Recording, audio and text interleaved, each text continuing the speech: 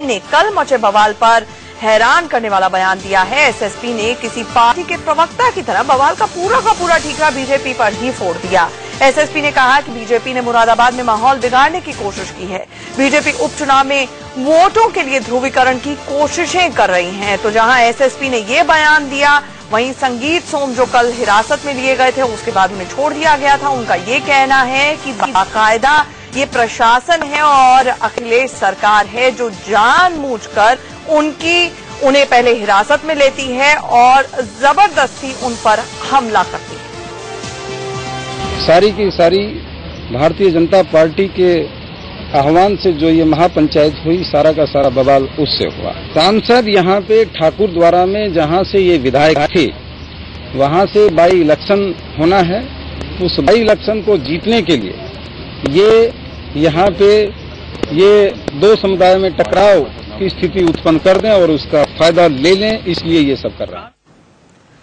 हमारे साथ हमारे सहयोगी अभिषेक सीधे मुरादाबाद से जुड़े हैं। अभिषेक, जानना चाहेंगे, एसएसपी कानून और व्यवस्था को कंट्रोल में करें समझ में आती है, एसएसपी बाकायदा महापंचायत को होने से रोके समझ में आती है, लेकिन एसपी के प्रवक्ता की तरह बात करना ये समझ में नहीं आता है।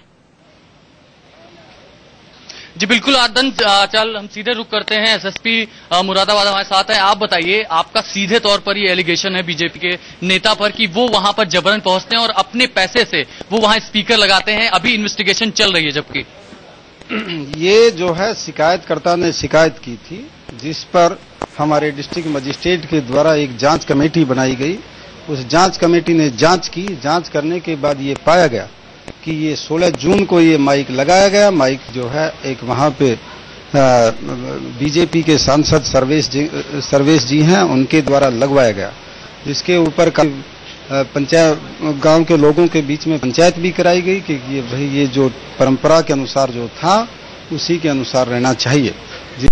सर्वेश जी हैं, उनके द्वारा लगवाया गया, जिसके ऊपर पंचायत गांव के लोगों के बीच में पंचायत भी कराई गई कि ये जो परंपरा के अनुसार जो था उसी के अनुसार रहना चाहिए, जिस पर उन्होंने मानने से इनकार कर दिया। उसमें जो है हमारे एसडीएम साहब ने पुलिस फोर्स को लेकर और उस माइक को उतरवाया गया। उसके बाद इन लोगों ने उधम करना शुरू किया। उसी के चलते 4 जून को इन्होंने महापंचायत का आह्वान किया। जिस महापंचायत को रोकने के लिए मैंने पर्याप्त सुरक्षा के इंतजाम किए और उस महापंचायत को रोका गया। जी बिल्कुल, चलिए आप मानते हैं कि आप एकदम सही फरमा रहे हैं, लेकिन धर्मवीर जी, अगर आपके ये जो आरोप है, शिकायतकर्ता ने ये तमाम चीजें आपको बताई हैं, अब तक उन पर किसी तरह की कोई कार्रवाई क्यों नहीं की गई? 62 से ज्यादा जबकि लोग गिरफ्तार हो चुके हैं। अब उसके ऊपर इन्वेस्टिगेशन जारी है। जो भी फैक्ट सामने आएंगे उसके अनुसार जो भी लीगल एक्शन है वो लिया जाएगा। लेकिन आईबी का अलर्ट था, 3 महीने से ये सूचना लगातार मिल रही थी, 15 दिनों से लगातार गहमा गहमी थी, फिर भी अमरोहा बिजनौर के रास्ते ट्रैक से लोग आ जाते हैं, जबकि सीमाएं सील कर दी गई थी पहले से। नहीं, ये 4 जुलाई को जो महापंचायत का आह्वान किया गया था, ये सिर्फ 4 दिन पहले ही किया गया था। उन्होंने हमारे से लिखित परमिशन मांगी थी, इसके लिए हमने मना कर दिया था। उसके बाद भी ये लोग उसमें थे कि क्लियर नहीं कर रहे थे या नहीं बता रहे थे कि हम महापंचायत करेंगे।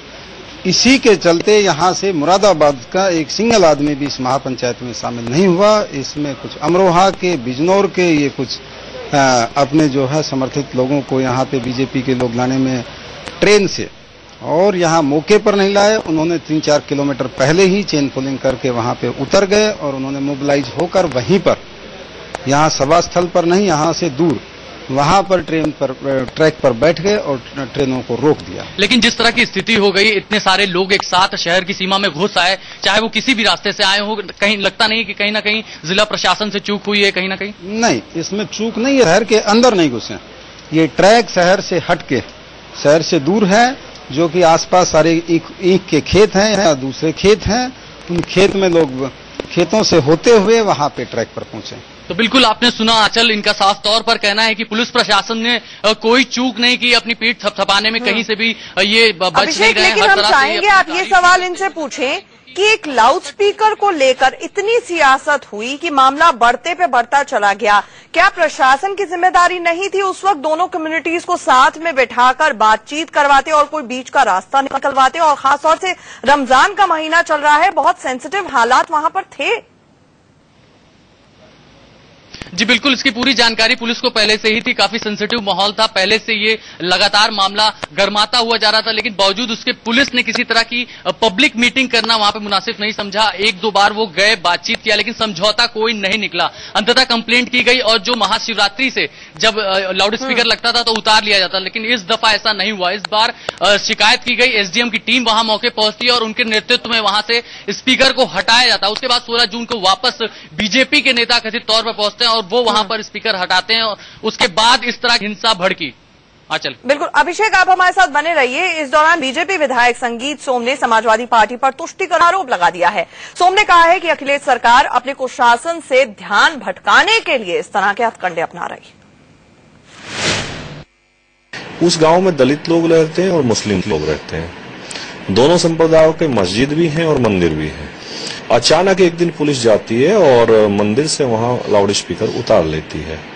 कुछ महिलाएं उसका विरोध करती हैं तो वो उन पर लाठीचार्ज करते हैं। अचानक आज उसे उतार देना, लाठीचार्ज करना, ये तो अराजकता है।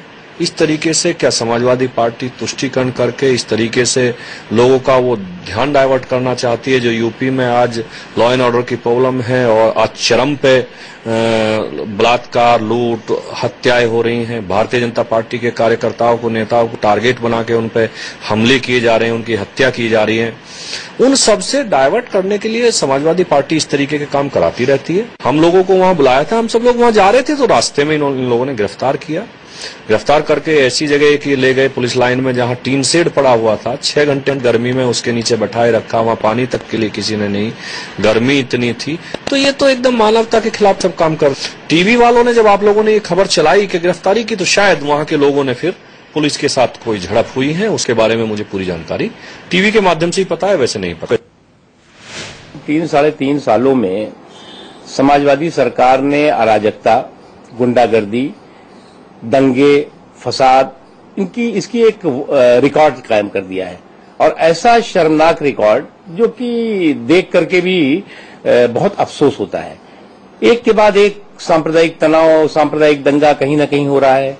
अराजकता, गुंडागर्दी हो रही है और उस अराजकता और गुंडागर्दी में कोई और नहीं है, खुद सत्ता पार्टी के लोग शामिल दिखाई पड़ते हैं।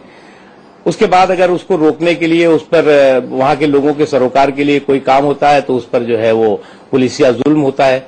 मुजफ्फरनगर के वो लोग बीजेपी के जो जिम्मेदार थे मुजफ्फरनगर के हालात खराब करने के लिए, वो कांट पहुंच गए। प्रधानमंत्री ने इलेक्शन के बीच में कितनी बार कहा वो ऐसे देश की कल्पना करते हैं जहां पे कोई कम्युनल राइट ना हो, और उन्हीं के लोग वहां पे ये हंगामा कर रहे। उत्तर प्रदेश में बीजेपी के लोग निरंतर इस प्रयास में हैं कि किसी तरीके से सांप्रदायिक सद्भाव खराब हो, क्योंकि उनको इससे लाभ हुआ है चुनाव में और चुनाव की दृष्टि से ही ये सब काम कर रहे हैं। मुरादाबाद में जो कुछ हुआ वो योजनाबद्ध तरीके से था, योजनाबद्ध तरीके से। पहले इन्होंने कह दिया कि हम वहां पंचायत नहीं करेंगे, प्रशासन को आश्वासन दे दिया और बिल्कुल आखिरी वक्त पे फिर कह दिया करेंगे, धोखे में रखकर प्रशासन को। तो केवल ये तनाव पैदा करने के लिए कर रहे हैं। अब तो देश जीत लिया भाई, नरेंद्र मोदी जी, भाजपा और संघ के लोग, आपने अब देश जीत लिया। अब कितना और आंदोलन और दंगा कराना चाहते हैं? और वही हीरो हैं जो लोग मुजफ्फरनगर के दंगों के जिम्मेदार थे। अब वो जाकर के मुरादाबाद और कांठ में दंगा करेंगे, फिर लखनऊ में दंगा करेंगे, फिर गोरखपुर में दंगा करेंगे। ये कोई दंगाई टीम बना दी है उन्होंने क्या? और इससे क्या होगा? मैं तो खुद शासन से फिर कह रहा हूं कि संगीत सोम ऐसे जो विघटनकारी लोग हैं, जो सांप्रदायिक शक्तियां हैं, इनको कुचलने के लिए सरकार को बहुत कड़ी कार्रवाई करनी चाहिए। राष्ट्र का या राष्ट्रद्रोह का अगर मुकदमा लगाने की जरूरत पड़े तो सरकार को लगाना चाहिए, जिससे भविष्य में इस मानसिकता के लोग उत्तर प्रदेश की अमन चैन को खराब कर सकें। हमारे साथ हमारे सहयोगी अभिषेक लगातार जुड़े हैं। अभिषेक, सुना होगा आपने नरेश अग्रवाल ने क्या कहा। उन्होंने कहा कि राष्ट्रद्रोह जैसा मुकदमा ठोक देना चाहिए संगीत सोम के ऊपर। ऐसे में प्रशासन इस वक्त क्या कार्रवाई कर रहा है ग्राउंड पर, जमीन पर? हालात क्या पूरी तरह से नियंत्रण में ले लिए गए हैं? और दूसरा, क्या ठोस कार्रवाई अब सियासी जो लोग हैं वहां पर जो माहौल बिगाड़ने वाले थे उनके खिलाफ हो रही?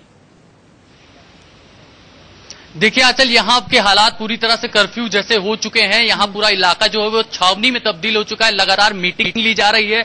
अभी भी कांट थाना में यहाँ पर एसएसपी मौके पर मौजूद है, मीटिंग चल रही है और प्लानिंग की जा रही है कि शाम को किस तरह से एक्शन लिया जाए, पब्लिक से मीटिंग की जाए, बातचीत की जाए और किसी तरह से माहौल को शांतिपूर्ण तरीके से निपटाया जाए। लेकिन अभी तक के जो हालात हैं वहां पर गांव में भी स्थिति अभी भी लोग अपने घर पे ही हैं और बाहर नहीं निकल रहे। अभी तक कोई भी आदमी ऐसा नहीं आया जो सीधे तौर पर शिकायत लेकर के आया हो पुलिस को, क्योंकि घर पे तमाम तरह की दिक्कतें हो रही, लोग आ जा कहीं नहीं पा रहे हैं। जहां तक रेलवे यातायात का सवाल है तो ट्रायल रन जरूर चल रहा है डीजल इंजन का, उसके बाद से ट्रैक को भी फ्री कर दिया गया। अप डाउन जो देहरादून की तरफ जाती, साथ ही साथ हरिद्वार की तरफ जो लाइनें जाती है, पंजाब की तरफ जो जाती हैं, ये तमाम आम जनजीवन तो धीरे धीरे दुरुस्त हो रहा है। लेकिन जिस तरह का हिंसा यहां फैलाने की कोशिश की गई और भड़की, उसके बाद से यहां पर तमाम जो भी दोषी हैं, जो इसमें आरोपी अभी तक बताए जा रहे हैं, उनके खिलाफ कार्रवाई में 62 लोगों की गिरफ्तारी हो चुकी है। लेकिन अभी इसमें किसी बड़े बीजेपी नेता का नाम खुलकर के सामने नहीं आया है। रेल एक्ट के तहत भी मामला दर्ज हुआ है, साथ ही साथ 307 के तहत भी मुकदमे इसमें दर्ज हुए हैं। तो तमाम गंभीर धाराएं लगाई गई हैं और पूरी तरह से एक तरह का नमूना पेश किया गया यूपी पुलिस की तरफ से कि इस तरह के अगर स्टेप लिए जाएंगे तो इतनी बड़े मामले में गिरफ्तारी इतने बड़े तौर पर ली जाएगी। 62 लोग एक साथ गिरफ्तार कर लिए गए हैं, जबकि पहले किसी तरह के इस तरह का प्रदर्शन होता था तो लोगों को आमतौर पर छोड़ दिया जाता था। तो एक बड़ा एक्शन जरूर यूपी पुलिस ने लिया है, लेकिन देर से लिया है। कहीं ना कहीं हिंसा भड़की है, तनावपूर्ण माहौल हुआ है, पत्थरबाजी हुई है, बुलेट छोड़ा गया, रबर बुलेट छोड़ी गई, आंसू गैस के गोले छोड़े गए हैं, तब जाके स्थिति काबू में हुई है। खुद डीएम घायल हो गए हैं, जिनको चेन्नई रेफर कर दिया गया। आंख में उनके गंभीर चोटें आई। सियासत जरूर चिमकाई जा रही है यहाँ पर आचरण। अभिषेक, देखा जाए तो डीएम साहब कल खुद जब मौके पर पहुंचे तो वहां पर उनके ऊपर भी हमला हुआ, पुलिस पार्टी के ऊपर हमला हुआ। ऐसे में अभी क्या बॉर्डर्स पूरी तरह से सील्ड हैं, आने जाने वालों पर निगाह रखी जा रही है, किसी को आने दिया जा रहा है या नहीं, और धारा 144 लागू है?